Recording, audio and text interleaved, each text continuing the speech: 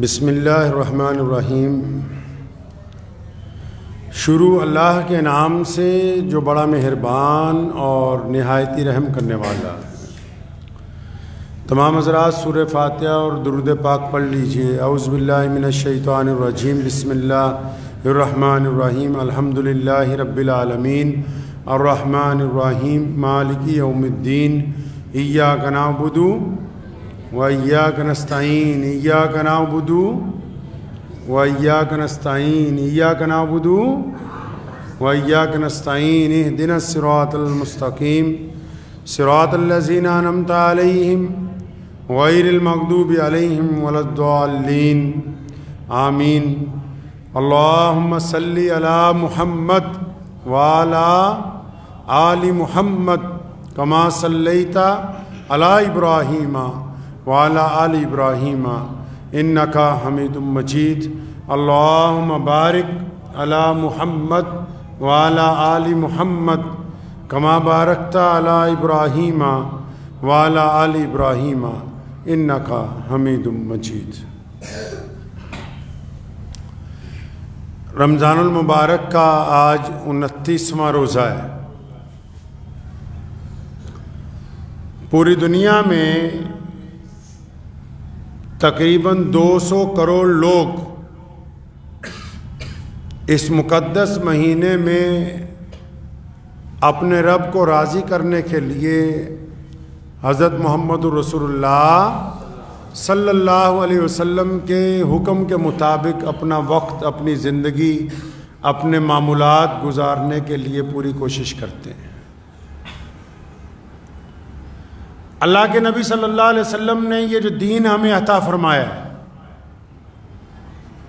اس میں خود احتسابی کی بہت ساری باتیں ابتدا سے آج تک ہمیں سکھائی گئی ہیں کہ ہر ایک کام میں پہلے یہ دیکھ لیں کہ ہم کیا کر رہے ہیں، ہمارا عمل کیسا ہے۔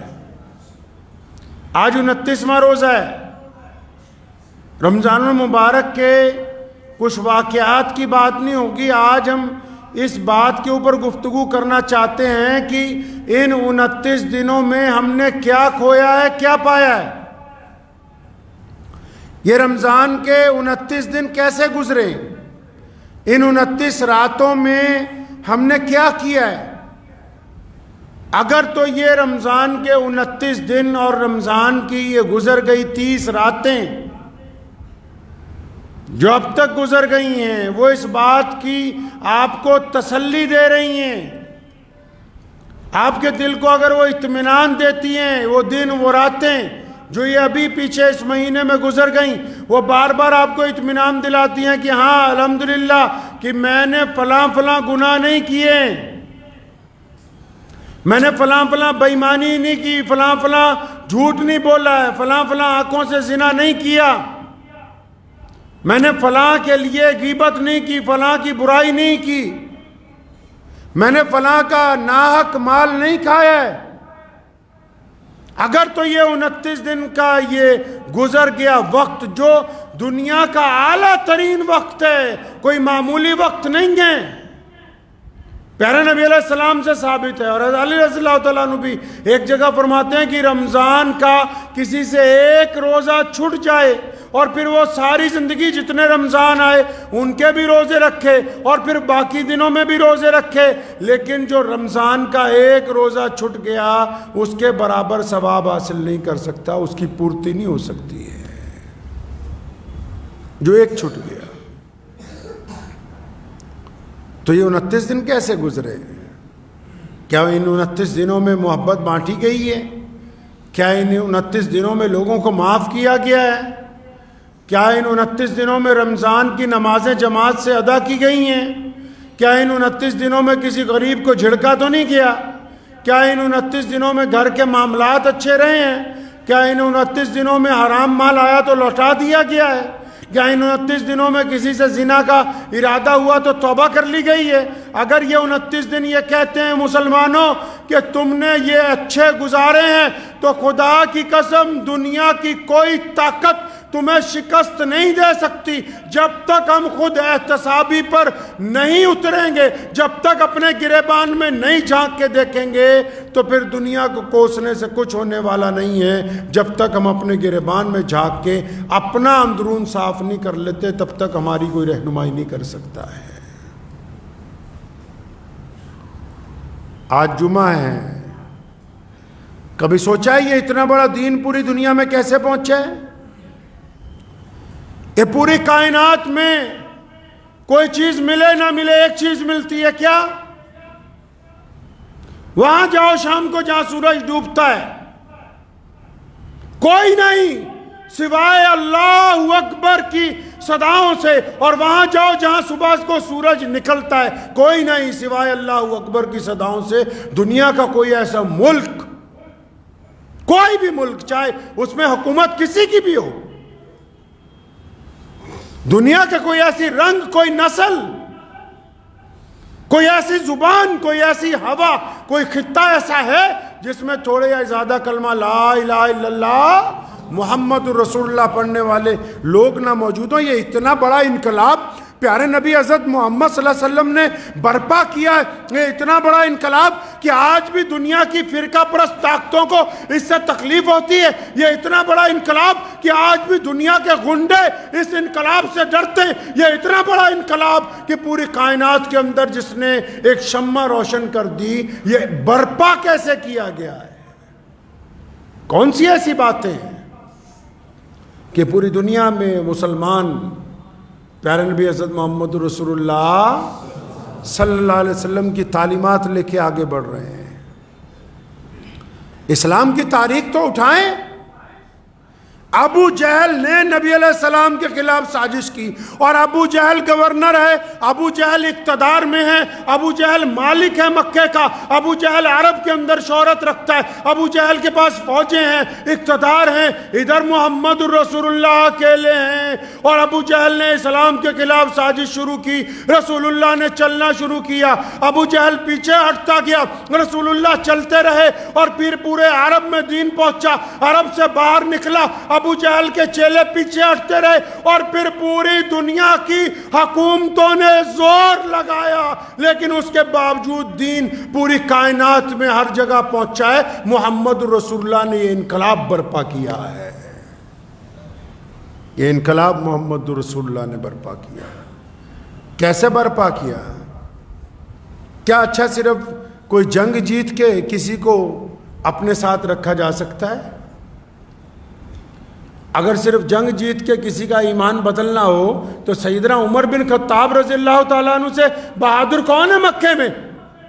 کون ہے خطاب کے بیٹے سے بڑا جرنیل؟ لیکن انہوں نے اپنی تلوار محمد رسول اللہ کے قدموں میں رکھی اور غلامی قبول کی۔ کیوں؟ کون ہے سیدنا ابو بکر صدیق رضی اللہ تعالیٰ عنہ جیسے جاہ و جلال والا خاندان کا فرد جو پیدائشی شہزادہ ہو؟ انہوں نے محمد رسول اللہ صلی اللہ علیہ وسلم کو اپنا امیر بنایا، خاتم النبیین تسلیم کیا، محمد رسول اللہ کی اقتداء کی، رسول اللہ کی غلامی کو پسند فرمایا۔ یہ ہوا کیسے؟ رسول اللہ کہیے صلی اللہ علیہ وسلم۔ مسلمانوں، اس جمعے کو جس کو جمعۃ الوداع کہنے آئے ہو، یہ جان لو کہ رمضان کا یہ مہینہ ہم تک پہنچا کیسے، یہ دین ہم تک پہنچا کیسے؟ کیا ہمارے خاندان میں کوئی عربی ہے؟ کیا ہماری نسلوں میں سے کوئی مدینے سے آیا ہے؟ نہیں نہ آیا۔ اگر کالے افریقوں کو پوچھو وہ کہتے ہیں ہمارے پاس بھی کوئی، ہماری نسل میں بھی کوئی خاندانی رشتہ داری نہیں ہے۔ اگر نیگروں کو پوچھو وہ بھی کہتے نہیں ہیں، چائنیز مسلمانوں کو پوچھو وہ بھی کہتے نہیں ہیں۔ لیکن اگر خون کا رشتہ نہیں ہے تو وہ کون سا رشتہ ہے؟ وہ رشتہ کون سا ہے؟ اگر کوہ کفکاس کی پہاڑیوں میں کسی مسلمان کو تکلیف پہنچے اور آپ کو اس کا پتہ لگے تو آپ اپنے دل میں درد محسوس کرتے ہو۔ یہ انقلاب اگر کسی نے برپا کیا تو محمد رسول اللہ صلی اللہ علیہ وسلم کیا کیسے؟ کیا کیسے؟ سونے محمد کہیے صلی اللہ علیہ وسلم دنیا میں آئے، دنیا بکھری ہوئی تھی، رسول اللہ دنیا میں آئے، دنیا میں سرمایہ داروں کا بول بالا تھا۔ رسول اللہ دنیا میں آئے، بیٹی کو زندہ دفنا دیا جاتا تھا۔ رسول اللہ دنیا میں آئے، غلاموں کے ہاتھ پیر کاٹ دیے جاتے تھے۔ رسول اللہ دنیا میں آئے، اونچ نیچ کے پر اتنے پہاڑ کھڑے تھے کہ کوئی سانس نہیں لے سکتا تھا۔ رسول اللہ دنیا میں آئے، چھوا چھوت کی وجہ سے لوگوں کو عبادت گاہ میں جانے کی اجازت نہیں تھی۔ دنیا بکھری ہوئی تھی۔ جب محمد رسول اللہ آئے ہیں، سونے محمد رسول اللہ نے اپنے اعلیٰ کردار کے ساتھ، اپنے اللہ کے اس پیغام کے ساتھ، جس میں وحدانیت ہے، جس میں للہیت ہے، جس میں اتفاق ہے، جس میں محبت ہے، جس میں اخوت ہے، جس میں پیار ہے، جس میں اتفاق ہے، اس پیغام کے ساتھ پوری دنیا کے لوگوں کو جب یہ بتایا کہ آؤ میں تو ملاوٹ ختم کرنے آیا، عبادت میں ملاوٹ ختم کر کے توحید عطا فرمائی، اور اللہ تعالیٰ نے پھر اپنے نبی علیہ السلام کے لیے اعلان کیا کہ ان کو خاتم النبیین بنا دیا۔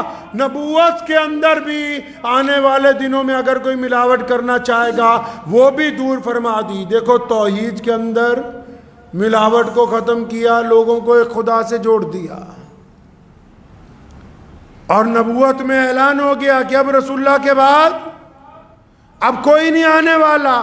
تو رسول اللہ نے جب یہ کر دیا تو کیا کیا؟ صحابہ نے پوچھا یا رسول اللہ آپ کو مانا، آپ کے رب کو مانا، اب کرنا کیا ہے؟ سنو مسلمانوں، ہم تک دین کیسے پہنچا؟ پیارے نبی علیہ السلام نے پھر اعلان کیا کہ جس نے اللہ کو مان لیا، جس نے رسول اللہ کو مان لیا، اب اس پر لازم ہے کہ وہ دنیا کے تمام انسانوں کو برابری کا درجہ دے گا۔ اب اس پہ لازم ہے کہ وہ انسانوں سے چھوا چھوت نہیں کرے گا۔ اب اس پہ لازم ہے کہ دنیا کے تمام انسانوں کی بھلائی کے لیے گھر سے نکلے گا۔ اب جو محمد رسول اللہ کے ماننے والا ہو گیا وہ دنیا میں محبت بانٹنے والا ہو گیا، دنیا میں اتفاق بانٹنے والا ہو گیا، دنیا میں عزتیں بانٹنے والا ہو گیا۔ اور دنیا تو تڑپتی کس بات پہ تھی؟ لوگ کہتے تھے کہ ہمارے پاس روٹی ہے، کپڑا ہے، اگر کچھ نہیں ہے تو عزت نہیں ہے، تو رسول اللہ نے ہمارے سروں پر عزت عطا فرما دی ہے۔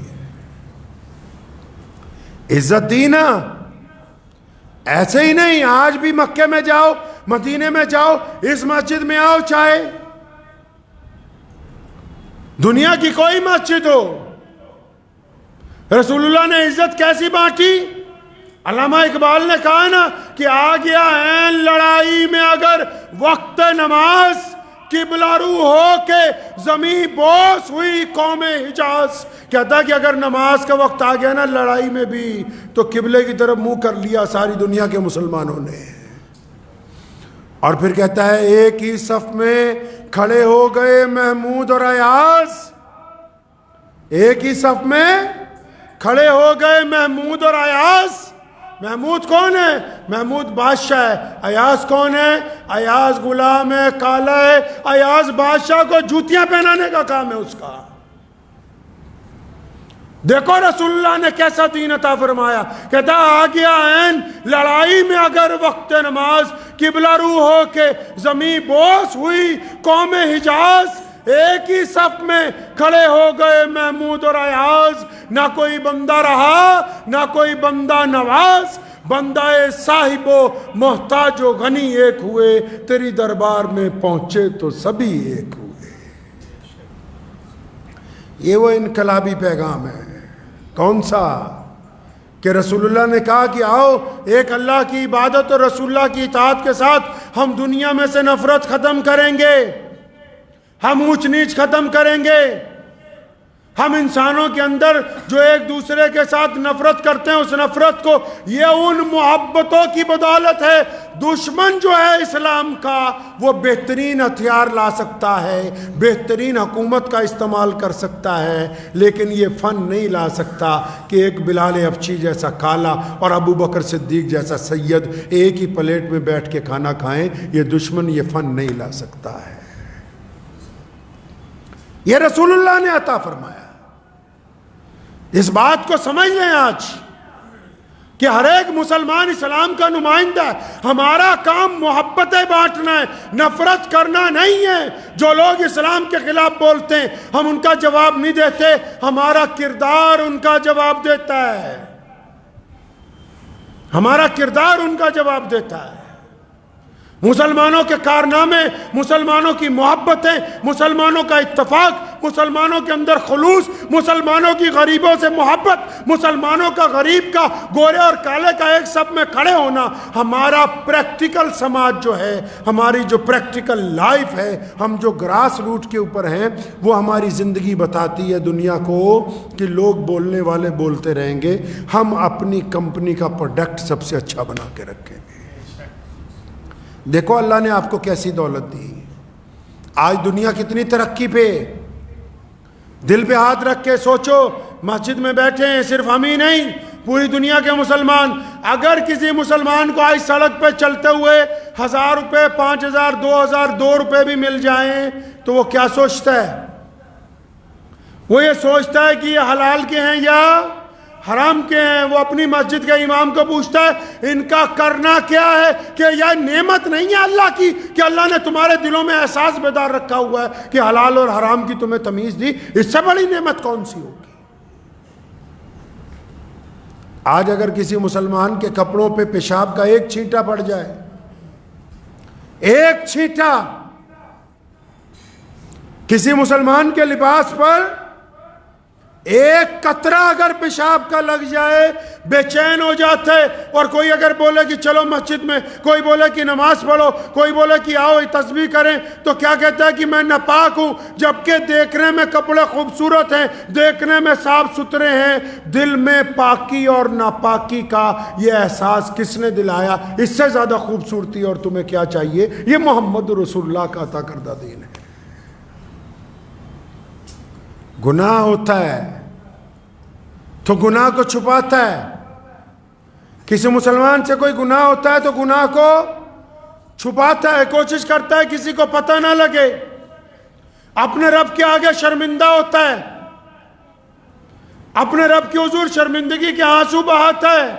روزہ رکھنے کے بعد کوئی لڑتا ہے تو کہتا ہے کہ میرا روزہ ہے. روزہ رکھنے کے بعد کوئی کچھ جھوٹ بلوانا چاہتا ہے تو کہتا ہے میرا روزہ ہے. ارے اتنے خوبصورت دل اللہ نے تمہیں عطا فرما دیے تو اس سے بڑی نعمت اور کیا ہوگی؟ آج کے دور میں جب دنیا پیسے کے پیچھے مری جا رہی، اللہ نے تمہارے دلوں کے اندر نور رکھ دیا، جو حلال اور حرام کی تمیز کو سمجھتا ہے، جو گناہ اور نیکی کی تمیز کو سمجھتا ہے، جو اپنے اور پرائے کے درمیان میں محبت کو ڈالنے کی تمیز کو سمجھتا ہے. اس سے بہتر اور کون سی شے چاہیے؟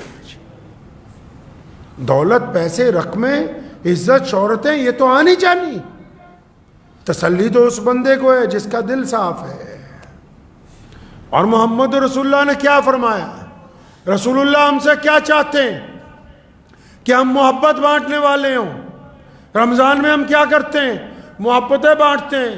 زکوٰۃ کیوں دیتے ہیں؟ تاکہ غریبوں کی مدد ہو جائے. فطرہ، ابھی عید آنے والی ہے کل یا پرسوں، فطرہ کیسے ادا ہوگا؟ فطرہ کیوں رکھا عید کے ساتھ؟ فطرہ کہتے ہیں ایک خاص قسم کی رقم کو. کچھ علماء نے لکھا ہے 1.5 سیر، کچھ نے لکھا ہے 2.5 کلو. آج کل کا اگر حساب لگائیں، مفتی رشید احمد صاحب لدھیانوی رحمۃ اللہ علیہ، مفتی اعظم نے لکھا ہے کہ کم سے کم 2.5 کلو کی قیمت لگائی جائے گیہوں کی یا کھجوروں کی، جو عید کی نماز پڑھنے سے پہلے دینا ہے. بات فطرہ صرف دینے کی نہیں ہے، بات یہ ہے رسول اللہ نے فطرہ دینے کے لیے کیوں کہا. اسلام کی خوبصورتی دیکھیں. ہم نماز عید پڑھنے جا رہے ہیں، رسول اللہ کا حکم ہے کہ فطرہ دے کے نماز عید پڑھو. فطرہ دے کے نماز عید پڑھیں، اس سے کیا ہوگا؟ اسلام کہتا ہے کہ جب تم فطرہ دو گے تو فطرہ ان غریب لوگوں کو دیں گے جو عید کی خوشی نہیں منا سکتے، ان کو دیں گے جن کے گھر میں کھانا نہیں ہے، ان کو دیں گے جن کو ضرورت ہے، تاکہ تم بھی عید کی خوشی مناؤ اور غریب بھی تمہارے ساتھ عید کی خوشی منائیں. عید جیسے مقدس دن میں بھی یہ کہہ دیا کہ اکیلے خوشی منانے کی ضرورت نہیں ہے. جب خوشی منانے کے لیے نکل رہے ہو تو ساتھ میں جو آس پاس رہنے والے لوگ ہیں ان کو بھی اپنی خوشی کے اندر شریک کر لو بھائی. اور اس کو لازم کر دیا. کتنا پیارا دین ہے. لازم کر دیا کہ اپنی خوشی منانے سے پہلے آپ تو جڑا فطرہ دینے آج کل نہ کئی مدرسے والوں کو تو ضرورت ہے ہی، چلو مدرسے والے زیادہ مستحق ہیں، لیکن فطرے کے نہیں ہیں۔ میری یہ بات بہتوں کو شاید اچھی نہ لگے، فطرہ دینا کس کو تھا؟ بنایا کیوں ہے؟ لازم کیوں کیا گیا؟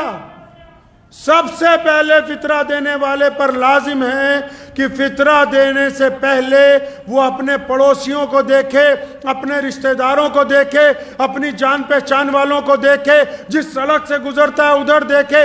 اگر ان راستوں میں، اگر ان کے جاننے پہچاننے والوں میں کچھ ایسے لوگ ہیں جو بھوکے ہیں، کچھ ایسے لوگ ہیں جو محتاج ہیں، کچھ ایسے لوگ ہیں جو کپڑے نہیں خرید سکتے، کچھ ایسے لوگ ہیں جن کے گھر میں عید کی خوشیاں نہیں منائی جا سکتی، کچھ ایسے پڑوسی ہیں جو اپنا دروازہ بند کر کے کسی کے آگے سوال نہیں کرتے، تو اس کو کس نے کہا کہ فطرہ جا کے 500 کلومیٹر پر دیتا؟ پھر جس جگہ رہتا ہے، جس جگہ نماز پڑھتا ہے، جن کے ساتھ تعلق رکھا ہے، فطرے کی رقم پہلے ان مستحق لوگوں کو دینا ضروری ہے، اس کے علاوہ کہیں اور فطرہ بانٹنے کا رسم نہیں ہے اسلام کے اندر۔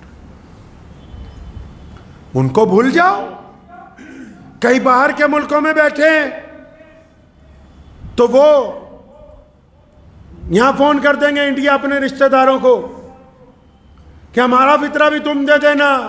اللہ کے بندے، جہاں تم رہ رہے ہو فطرہ اس رقم کا ادا ہوگا جو روٹی تم کھا رہے ہو۔ اگر کوئی امریکہ میں، کوئی انگلینڈ میں، کوئی سعودی عرب میں رہتا ہے اور روزانہ 100 پاؤنڈ خرچ کرتا ہے تو اس کا فطرہ یہاں 50 روپے میں ادا ہونے والا ہے نہیں۔ اور وہ بھی سنو، دوڑ لگا رکھی ہے کئیاں نے، آ جان دیو جنہ کا فطرہ آندا ہے، لے آؤ جی 50 روپیے۔ وہ کدی اسلام نو بھی پوچھ لو فطرہ دینا کنا؟ رسول اللہ صلی اللہ علیہ وسلم سے بھی معلوم کر لو کبھی۔ گیہوں کا فطرہ صحابہ نے دیا، کھجوروں کا فطرہ صحابہ نے دیا، کشمش کا فطرہ صحابہ نے دیا، سوگی بادام کا فطرہ صحابہ نے دیا۔ جس بندے کے پاس 52 تولے چاندی کے مطابق رقم ہے، گھر میں سونا پڑا ہے، جائیداد پڑی ہے، اپنے رہنے کے علاوہ بہت ساری جائیداد پڑی ہے، وہ صاحب نصاب میں سے ہے۔ اب جو لکھ پتی ہے اس کا بھی 50 روپے فطرہ ہوا جی، کہاں سے نکالی ہے منطق؟ جو کروڑ پتی ہے اس کا بھی 50 روپے فطرہ ہوا؟ کس نے کہا کہ 50 روپے ہوا؟ کروڑ پتی بھی 50 روپے فطرہ دے، مزدوری کرنے والا بھی 50 روپے فطرہ دے؟ یہ سمجھایا کس نے؟ آپ صاحب نصاب ہیں، اللہ نے آپ کو ہمت دی ہے گیہوں سے آگے بڑھنے کی، تو کھجوروں کا فطرہ دو۔ کتنے کی کھجوریں آئیں گی؟ کم از کم 200 روپے کلو تو ہوگی نا، تو کھجور کا فطرہ ایک آدمی کا 500 روپے بنا۔ اللہ نے اور زیادہ پیسے دے رکھے تو پھر کشمش کا فطرہ دو، اور یہ ڈبل کر کے دینا ہے جو آگے والوں نے دینا ہے۔ گیہوں والوں نے ایک دینا ہے، آگے والوں نے ڈبل دینا ہے۔ اب اگر کوئی کشمش کا فطرہ دینے چلا گیا، 600 روپے کلو ہے، 700 روپے کلو ہے، تو اس کو تو فطرہ 2000 روپے دینا چاہیے۔ اب وہ کروڑ پتی میاں سوچ رہا نا جی آپ تو 50 روپے دی رسید کٹاتی، ہو گیا فطرہ۔ اللہ کو دھوکہ نہیں دے سکتا ہے کوئی۔ جو جس صاحب نصاب کا ہے، اور فطرہ پہلے اپنے گھر میں افراد کو گنیے، کوئی بچہ بھی پیدا ہوا اس کا بھی فطرہ اسی دن ڈالیے، اور فطرہ ہاتھ میں لے کے پہلے اپنے دائیں بائیں دیکھو۔ مدرسہ ہمارے پاس بھی ہے، لیکن میں ذمہ داری سے کہتا ہوں اس بات کو، مدرسے والوں کو زکوٰۃ دیجئے، صدقات دیجئے، سب کچھ دیجئے، لیکن فطرہ جس کام کے لیے بنایا گیا، فطرہ جس کام کے لیے فرض کیا گیا، کیا وہ کام ادا نہیں ہوگا؟ کیا ان غریبوں کو لقمہ نہیں دو گے؟ کیا ان کا عید کے اوپر کوئی حق نہیں ہے؟ لوگ تڑپ رہے ہیں، سفید لباس والے لوگ خاموش ہو کے اپنے گھروں میں بیٹھے کہ شاید کسی سرمایہ دار کو پتہ لگ جائے، تو سرمایہ دار تو کہتا کہ پہلے جا کے رسید کٹوا کے اعلان کر دوں کہ فلاں چودھری صاحب نے اتنے پیسے مدرسے کے اندر دے دیے، یہ جو تیرے پڑوس میں بلک رہے ہیں ان کا آپ پر حق ہے، قیامت والے دن پوچھ ہوگی۔ اللہ پوچھیں گے کہ میں نے تجھ سے مانگا تھا، قرض مانگا تھا تجھ سے، اور وعدہ کیا قرآن میں کہ تو مجھے قرض دے گا، میں ڈبل لوٹاؤں گا، تو اس وقت کیا کہیں گے؟ نہیں جی نہیں، ہم نے تو اپنا فطرہ بہار بھیج دیا، ہم نے تو اپنا فطرہ بھی یو پی بھیج دیا، ہم نے تو اپنا فطرہ کشمیر بھیج دیا جی۔ پوری دنیا میں جتنے لوگ رہتے ہیں مسلمانوں، اپنی روایتوں کو پہچانتے رہیے۔ اور ایک اور بات، اب عید آ جائے گی کل یا پرسوں، اب کئیوں نے تو قسم ہی کھا رکھی ہے کہ نہیں جی کل عید منانی ہے۔ ایسی کوئی پاکستان دے مولوی ہیں راتی 11 بجے چند چاڑ دی۔ ہمارے جو پڑوس کے ملک والے رویت حلال کمیٹی والے، وہ کدی بھی چند چاڑ سکتے، پاویں راتی چاڑ دن پاویں سویرے چاڑ دن۔ لیکن ہندوستان میں جتنی رویت حلال کمیٹیاں ہیں، ان سب میں جید علماء کرام ہیں، بڑے بڑے مفتیان کرام، بڑے بڑے محدث، الگ الگ علاقوں کے بڑے بڑے امام ہیں۔ قرآن نے کہا چاند نظر آئے تو روزے رکھو، چاند نظر آئے تو عید مناؤ۔ اگر آج شام کو چاند نظر نہیں آیا تو کل عید نہیں ہونے والی۔ روزے فرض ہیں، دھکا نہیں ہونے والا ہے۔ اسلامی حکومتوں کو یہ بیماری لگ گئی کہ مسلمانوں کی حکومتیں بن کے رہ گئیں، اسلام کی نہیں۔ جو بادشاہ کہتا ہے اسی کے پیچھے لگ جاتے ہیں بس۔ اگر اسلامی ہوتی تو پھر اور بات ہوتی۔ تو آپ کو بتا رہا ہوں کہ قرآن نے کہا ہے کہ چاند دیکھ کے روزے رکھنا شروع کرو، چاند دیکھ کے روزے رکھنے ختم کرو، عید مناؤ۔ اگر چاند آج نظر آ گیا، کئیوں نے تو پکا وعدہ کیا ہوا ہے، مولویوں نے صبح سے ہی مجھے فون کیے جا رہے ہیں کہ حضرت شام نو پکی ہے نا، پھر آج صبح سے ہی میں کہہ رہا ہوں بار بار، چاند نظر آئے گا تو بتائیں گے، نہیں تسی دسو سچی سچی شامی پکی ہے نا پھر آج۔ اللہ کے بندے، چاند نظر آئے گا تو عید منائیں گے، نہیں نظر آئے گا تو ایک روزہ اور رکھیں گے، پھر اس کے اگلے دن عید الفطر کی نماز ادا کی جائے گی۔ یہ رمضان المبارک ہے، یہ فرض روزے ہیں، ان کے ساتھ کھلواڑ نہیں کیا جا سکتا۔ اور ایک بات، عید آئے گی کل یا پرسوں، نماز کہاں پڑھنی ہے؟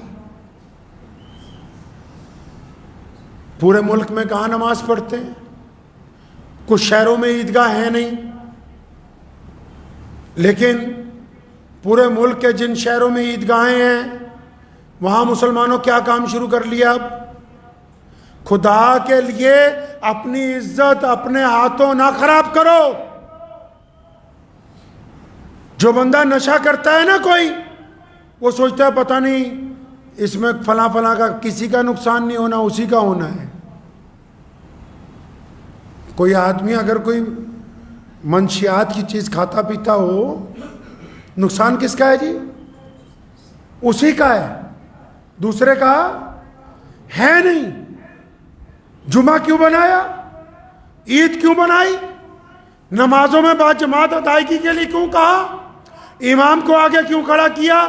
تاکہ مسلمانوں تمہاری شان قائم رہے، تمہاری عظمت قائم رہے، تمہارا جاہ و جلال قائم رہے، تمہارے میں اتفاق رہے، تم میں پیار رہے، تمہاری صفیں درست رہیں، اللہ تمہاری اجتماعیت پر اپنی رحمتیں نازل کروائیں۔ یہ کیا تماش بینی شروع کر دی کہ گلی محلوں کی مسجدوں میں عید ہو رہی ہے؟ کیا محمد رسول اللہ کے دور میں گلی محلوں کی مسجدوں میں عید ہوتی تھی؟ یہ کیا نیا تماشا بنایا کہ چھوٹی چھوٹی مسجدوں میں؟ آپ دلی بھی جائیں، میں حیران رہ گیا، ایک مرتبہ دیکھا چھوٹی چھوٹی مسجدوں میں عید کی نماز ہو رہی ہے۔ اللہ نے تمہیں جامع مسجد دی، اللہ نے تمہیں عیدگاہیں عطا فرمائیں، اللہ نے تمہیں اجتماعیت کا موقع دیا، اللہ نے عید کے دن ایک دوسرے سے ملنے کا موقع دیا، عید کے دن خوشیاں بانٹنے کا موقع دیا، عید کے دن ایک دوسرے کی شکلیں دیکھ کے خوش ہونے کا موقع عطا کیا۔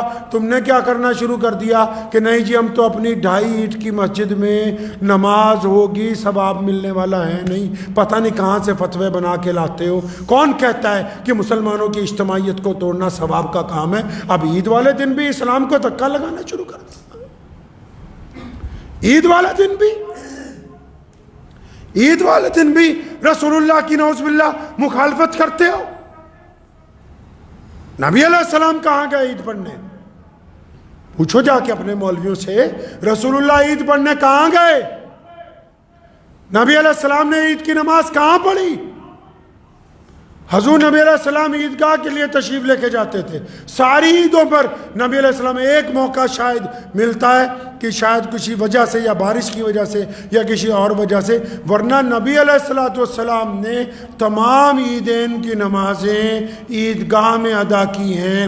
آپ کے پاس عیدگاہیں موجود ہیں، مرکزی مسجدیں موجود ہیں، کہ کیوں مسلمانوں کا شرازہ بکھارنے میں لگے ہو؟ کس حد تک اسلام کو نقصان پہنچاؤ گے؟ کبھی اپنے گریبان میں جھانک کے دیکھو کس حد تک. پہلے 3 دن کی تراویحوں کی تماش بھی نہیں، 6 دن کی تماش بھی نہیں، اب عید کے دن گلی محلوں کے اندر عید. اب عید کی نمازیں چھوٹی چھوٹی مسجدوں میں 100 200 لوگ ادا کریں.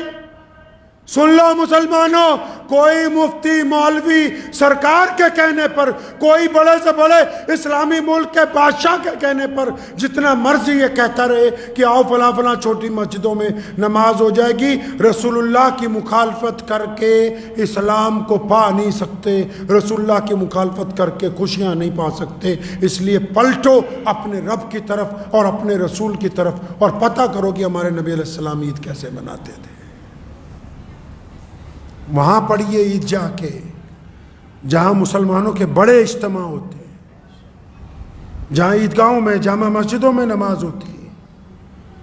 میں اکثر پوچھا کرتا ہوں، ایک عالم میرے پاس بہار سے آئے، میں نے ان سے بھی پوچھا، یہاں بستی جودے وال میں گھر میں جمعہ کراتے، میں کہا وہاں تمہارے گاؤں میں جمعہ ہو جاتا ہے؟